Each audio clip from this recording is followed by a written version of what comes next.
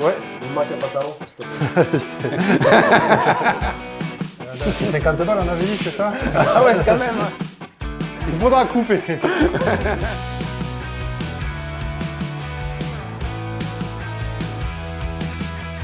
Yann Cardona est l'un des meilleurs plaquistes que je connaisse et il est très présent sur les réseaux sociaux. Je vais t'amener avec moi aujourd'hui grâce à Ripé pour suivre une journée de chantier à ses côtés. On va vraiment tout découvrir, la visite de fournisseurs, comment il se filme pour les réseaux sociaux, son quotidien et surtout son histoire, pourquoi il a choisi le placo. On est parti, je t'amène avec moi. C'est sur ce chantier que je t'amène et tu vas voir, on va découvrir plein de choses. Salut, ça va? Ça va, la forme? Ouais, ça va, merci. Alors Yann, tu pourrais nous présenter ton équipe un peu? Donc du coup, on a Ludo. Alors, Ludo, c'est quelqu'un qui a à peu près 18 ans d'expérience à peu près et qui est dans l'entreprise depuis le mois de décembre.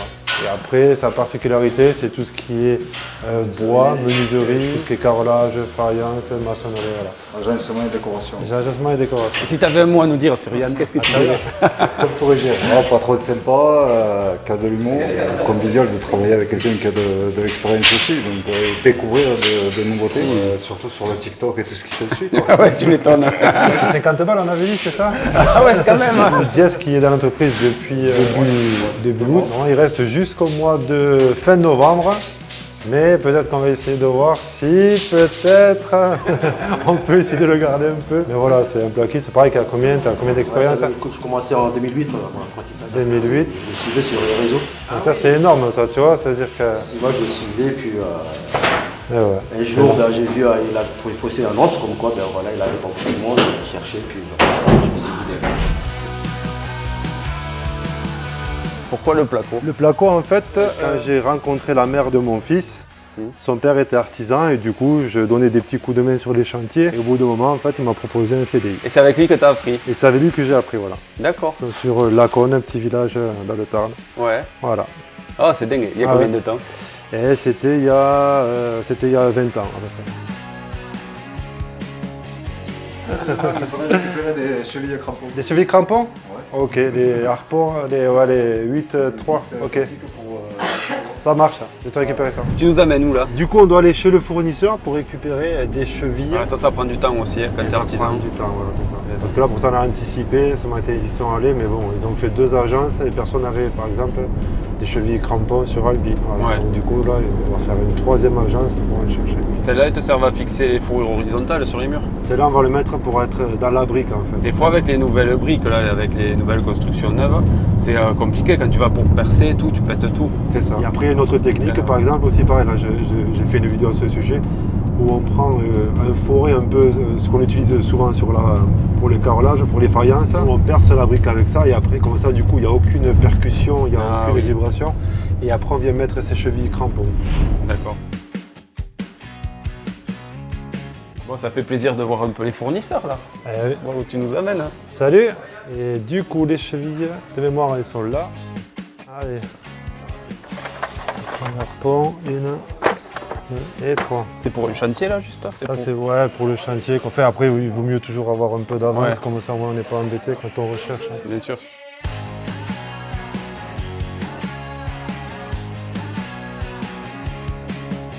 C'est quoi cet outil là que tu attrapes justement? Ah, ça, c'est le Truscan. En fait, cet outil, on a fait dans mes premières vidéos TikTok. C'est une des vidéos qui a fait le plus de vues et je pense qui a permis de motiver, parce qu'il m'a fait gagner énormément d'abonnés. Et après, c'est, je pense, un peu grâce à cet outil du coup que je me suis mis à faire des vidéos. Donc ça avait eu le Truscan de Mondelez. Tu peux nous montrer comment ça marche? Bien sûr. Du coup, on règle. Donc nous, on va lever 3 cm. Là, moi, ce que je vais faire, c'est que je vais la poser sur mon pied. Je vais la positionner la manche ici. Et je relève. Avec le poids de la plaque, en fait, ça me tient le... C'est un bijou. Ça, c'est un bijou, ouais. Surtout sur les petites découpes, en fait. Là, je plie.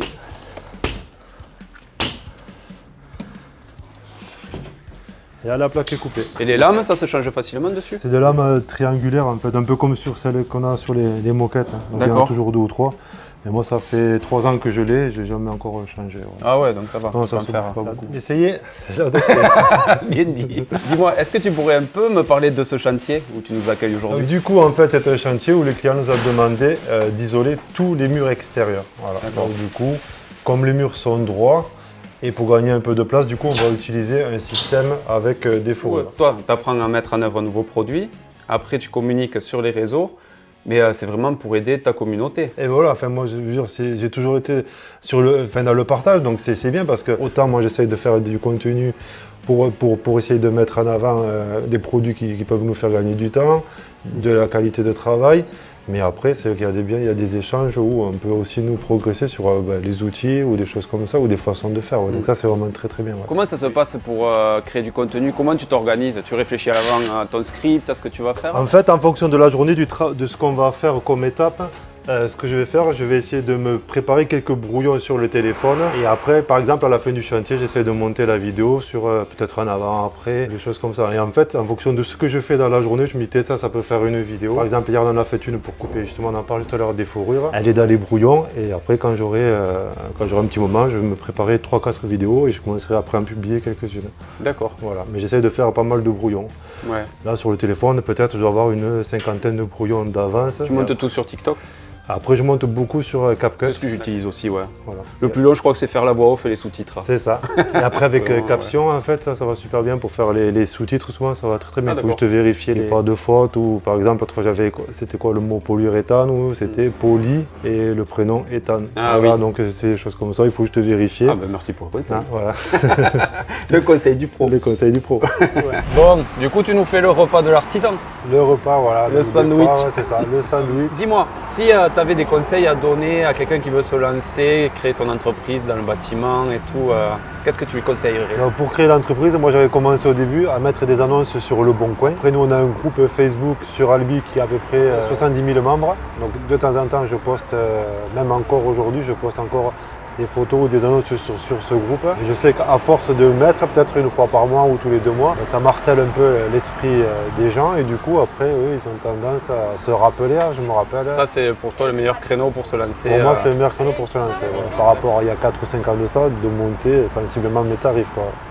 Voilà. Après c'est pas la peine d'assommer, mais de monter des tarifs pour faire des trucs beaucoup plus qualitatifs, beaucoup plus propres, beaucoup plus soignés. C'est pour ça que je conseille le digital. Et il y a une petite anecdote sur Yann, c'est qu'il a fait une émission avec Estelle Denis. On a fait une émission avec Estelle Denis l'année dernière, les démos d'Estelle, au mois de décembre. Donc c'était c'est trop bien une ça. belle aventure. Tu te rends compte ça? Ah ouais, c'est génial. Être allé sur un plateau télé et tout. C'est énorme. Avoir fait une émission comme ça. Ah ouais, c'est vraiment très très bien. Ça doit être une belle fierté. Pour quelqu'un qui est très très timide en fait à la base, moi je sais que quand j'étais ado, j'étais quelqu'un de presque timide maladif. C'est-à-dire que même si j'appelais pour prendre un rendez-vous chez un coiffeur ou un truc comme ça, je me faisais un petit script parce que j'étais quelqu'un de vraiment très très timide. C'est incroyable. Voilà. Et faire des vidéos aussi, c'est pareil. Je pense que maintenant ça m'a redonné confiance sur certaines choses. Et je pense que c'est une bonne thérapie pour ceux qui sont peut-être un peu timides, ils n'osent pas. Et, voilà. Ouais. Et là, Estelle Denis, c'est pareil, c'est génial. Ah ouais, c'est tout ce dont tu t'attendais pas à recevoir avec les réseaux et tout. Non, après on voit que les retours sont positifs. Il y a des caractères des commentaires bienveillants et tout ça. Donc ça motive pour essayer de faire encore plus, et essayer de s'améliorer. Donc ça, c'est vraiment génial. Ouais. Ah, c'est super. C'est super. Je suis fier de toi.